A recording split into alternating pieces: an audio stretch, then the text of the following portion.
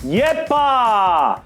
Дали ќе сме, почитувани дами и господа, дел од европското семејство или ќе сме само комшите на европското семејство кои што мрчат цело време и се расправат за глупости, то се уште е неизвестна работа. Но она што е факт е дека една огромна група во ова наше мило и сакано општество се повеќе станува загрозен вид. Да, факт, на работно исчезнување се типој што киснат по кладилници. Самото латинско име го дефинира овој вид, на латински наречен коефициентус кикс за една. Ова ти е вид што секогаш за малце ја утнал работата. Тоа е таја една што стално ги заебит. Во последна минута, така, статива место гол. Намити. Еве, например, јас како врвен непознавач на фудбалот, стварно не можам да сватам зашто, например, тоа е најглавната споредна работа на светот.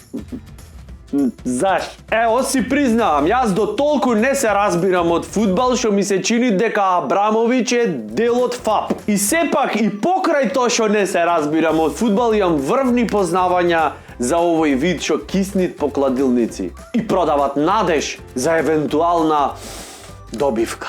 А тоа е затоа што насекаде, буквално насекаде се распространети, ги имат во секоја фамилија, 100% имаш 10 другари што се ко секташи по кладилници цело време киснат и редовна фраза им е: абе брат, можеш да добијаш, море, како не можеш, треба само да играш редовно, ме сваѓаш. Треба, море брат, многу пари да вложиш со помал коефициенти, така, сигурно добиваш.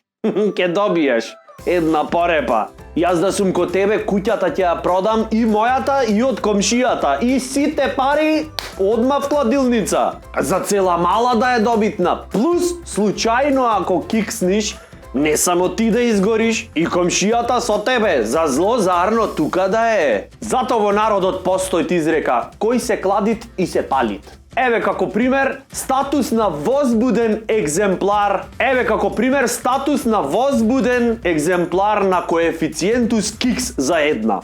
Глупа крава, работи таму 2 години, не знај 4 утакмици да ги напиши како што треба. И кога ќе направиш рекламација, одвраќа ако ти да си крив. Значи, вработени во кладилници. Апел до сите вас, треба да сватите една работа. Не може да се понашате како вие таму да работите како вся обична институција, демек влези, наплати и готово. Не, то вашето не е кладилница, то не е институција, то е национален парк. То не е само објект де ме хидат луѓево, ги остават сите пари и готово. Не, тоа е природен резерват кај што функционираат овие загрозени видови и мора да имате специјален однос кон нив. Зашто тие што се кладат луѓето, максимално посветено си ги остават последните пари во животот кај вас и надеж и све. А вие се понашате ко морони. Мислам, стварно не профи. Не.